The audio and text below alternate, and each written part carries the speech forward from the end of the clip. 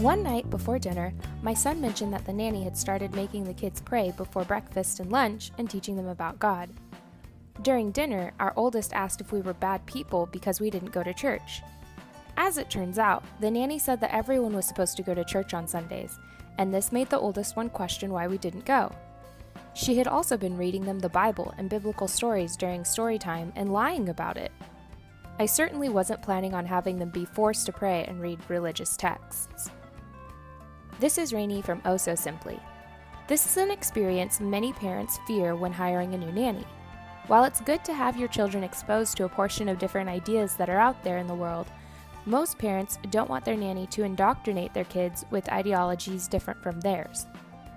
In fear of such a situation, parents may ask about your beliefs and worldviews during your interview. But wait, aren't interview questions about my personal life illegal? True, in many places it is illegal to ask personal questions about your faith, political beliefs, and ideologies when hiring someone. I've seen a lot of nannies respond to such a question by merely saying, "My families have never asked me that. That's illegal to ask." While true, that answer doesn't really help. First, families looking to work with you are not likely experienced in human resources departments. They don't always know what questions are right or wrong, and they don't have a legal team advising them. Furthermore, there is a reason why parents ask these questions. Simply saying, "My viewpoint won't affect the care I give your children," is only true to an extent. There are things they need to know about you before entering into a long-term professional relationship. Usually it's not about what you believe, it's about what you will or won't do. The real reason parents ask about your religion and other ideologies are because they're concerned there could be some insurmountable friction in the relationship. For instance, they may be wondering, will your beliefs cause you to behave in ways we think are inappropriate? Will your views cause a conflict or even an argument? Will my child tell me I'm going to hell because you've started indoctrinating them? Will you participate in the holidays with our kids? Are you going to contradict us and tell our child God doesn't exist or Santa is real? What sort of worldview will my child be exposed to under your care? Will my child be able to practice their religion around you? Are you going to turn my kid into a libertarian? These are legitimate concerns, and they're handled differently by different people. The fact is, you will have to work with people of different ideologies and beliefs throughout your career. Even those of the same group may have differences of opinion on rather large issues. If you're not careful, these differences can impact how you care for a family's kids. The mishandling of religion, politics, cultural practices, and differences in ideology have caused a lot of trouble in the workplace over the years. As our society becomes more diversified, the opportunity for friction has only increased. How can you nannies navigate such a bumpy cultural landscape? In this article, we're going to tackle 3 main aspects of handling these differences. How to avoid overstepping the family's boundaries. What sort of boundaries do you have? Will your lifestyle impact your schedule? How to preempt any possible friction in the future. When kids ask questions, what are the boundaries? Kids are like little sponges. They see what you do and they will copy you. Kids ask a lot of questions.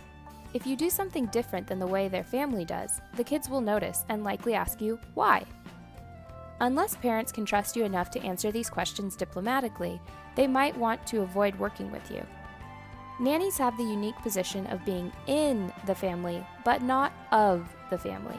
This means that while you will become intimately involved in the kids' day-to-day lives, you do not have the right to dictate what they're taught or how they're exposed to new things. Instilling ideologies, such as religion, political identity, and morals, lies on the shoulder of the parents. What are some of the differences between your lifestyle that may imprint on your little ones? Holidays. Christmas, and other holidays, have those who celebrate for religious reasons and others who celebrate secularly. If your practice differs from your kids, will you give them a sermon on the reason for the season? If your little ones ask you about Santa, will you tell him he's real or made up? Do you know what the parents say to the kids about Santa and other holiday figures? Religion. Some people pray at night, before each meal, or even at set times throughout the day. Kids may ask you why you do or don't pray like them. and if they should copy you instead of their parents. What will you tell the kids if they ask about God? Will you say, "He loves you more than anyone," or "God doesn't exist"? Will you answer God's name is Lord, Jesus, Jehovah, Allah, Ashtar, Ahura Mazda? Politics. If a family outwardly supports a political figure that you object to, will you let the kids know? If one of your little ones asks you about political paraphernalia that you've worn, would you tell them that your party is better than theirs? One of your kids may ask, "Do you vote the same as my parents?" Then, of course, why not?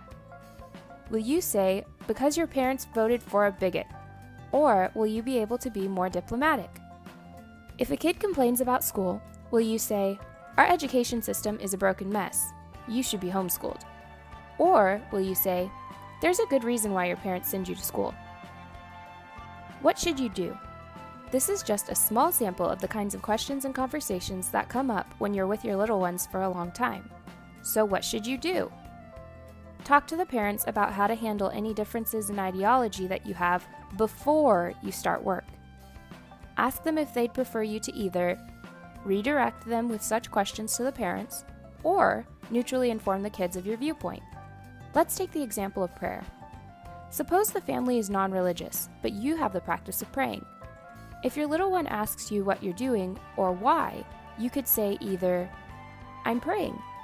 It's something that some people do. You should ask your parents more about it if you want." Or, "Many people are religious, and I'm," whatever religion you are, "I believe that a religious person should pray to," whatever God you're praying to, "about," whatever you're praying about. If they ask whether they should pray to, you can simply tell them, "That's something you can ask your parents about." Don't just leave it at that, though. Let the parents know what they asked you and what you told them. That way, the parents will be ready to discuss it with their kids. Again, don't just decide for yourself which approach is better.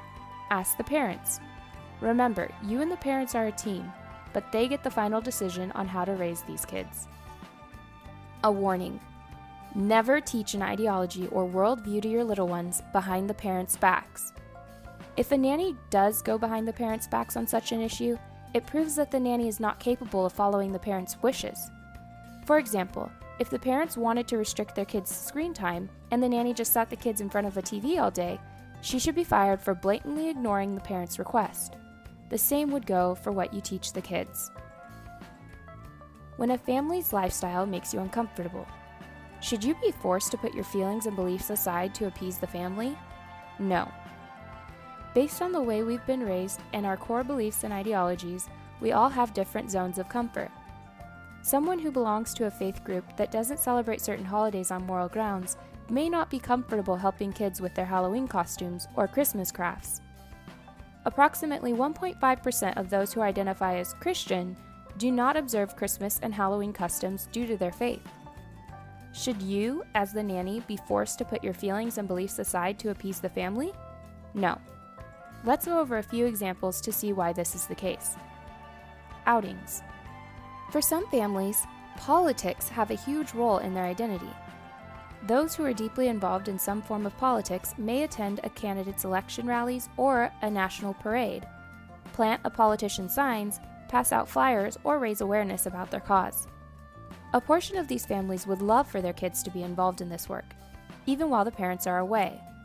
However, it would not be reasonable to expect you to bring children to a political event of the parents' choosing or help the kids with a politically based project. If the parents in a family attend a religious service, they usually expect their kids to come along. It's possible, however, that you may occasionally be asked to care for their kids during the time that they would typically be attending this service. Should you take your little ones to Mass, Shabbat, or Juma if you don't follow the same faith?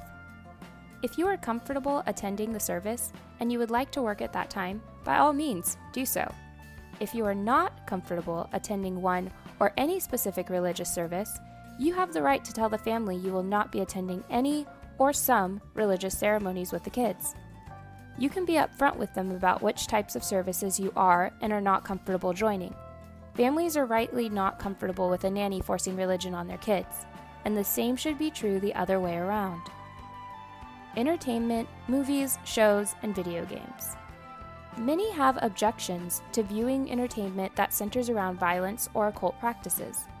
Others may object to doing anything that promotes a particular morality, like capitalism, killing or eating animals, or even the appropriateness of certain types of relationships.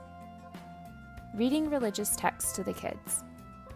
Many families are deeply religious and have integrated their worship into their daily lives. Some children have the habit of praying with their parents or having scriptures read to them as a part of their schedule. Remember, these are all things that you could do as a nanny if you felt comfortable, but you are by no means required to do any of these things. Often, your worldviews are aligned, and integrating certain practices into your childcare is easy and second nature to you. Even if you don't share their religious worldview, you may have no qualms about reading them some psalms. Pun definitely intended. But, in the end, it's up to you what your boundaries are. If the parents asked you to be involved in something that was outside of your comfort zone, how might you approach the issue? Let's use the example of a midweek religious service. Suppose the family is Christian and active in their church, but you're not. You believe that attending the family's church would be comparable to participation in their religion, which is something you couldn't do in good conscience. You would need to make it clear to the family from the start that you won't be able to attend the service with your little one midweek. If they insist that they want their child to participate in the service, you have a few optional suggestions. Are there any alternative services he could attend on a day or time that I'm not with him? Is it possible to have someone else bring him to these services? Is there a trusted family member that will also be attending who could care for him during the service? Is there something we could do in place of this service? If you find that none of these options will work, you may need to find someone else to work during that day, or you may simply not be able to accept this particular job. Holidays and time off. Most religions have special annual observances that are important to members of their faith. Many people's religious observances align with common holiday periods where employees are typically given time off, but this is not always the case. As an employee, this issue is a bit more challenging to navigate. In many places, employers are required by law to make reasonable accommodation for employees to attend religious observances. However, the language used in these laws is often vague and makes it difficult to get the time off that you need. Even if you can't get paid time off, though, you will likely be able to get the time off that you need if you ask months in advance. If you work as an independent contractor, this issue is much easier to overcome. As an independent contractor, you can determine when you do and do not work. Being self-employed gives you much more flexibility when it comes to making time for the things that are important to you. Be upfront. Regardless of the legality, parents will often ask about important personal topics.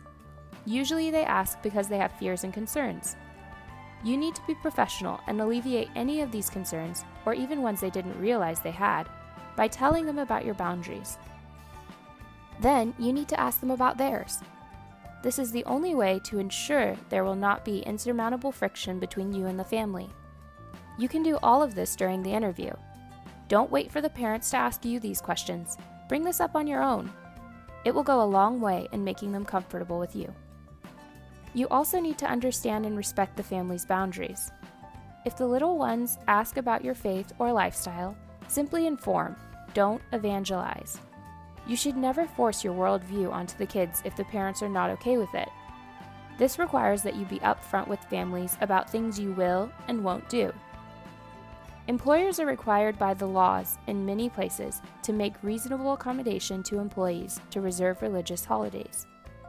If you are clear about what days you need time off, this will usually cover you if you work as a nanny employee. If you're working as a self-employed contractor, then you have a lot more flexibility with your schedule because you're the one who calls the shots. As a final note, your worldview and lifestyle can actually serve as an asset. Sometimes it may seem that your particular worldview is a burden on your nanny career, causing friction with would-be clients. However, you can use that as a way to niche down. Rather than cast a wide, broad net, focus on finding families who share something with you. Often, advertising yourself with a specific, narrow niche helps you find better paying jobs quickly. I know this is a long article, but I hope we were able to cover a lot of potentially sticky situations and help all you nannies out there up your nanny game. As always, thank you for listening, and I hope to see you back on Friday for our next article.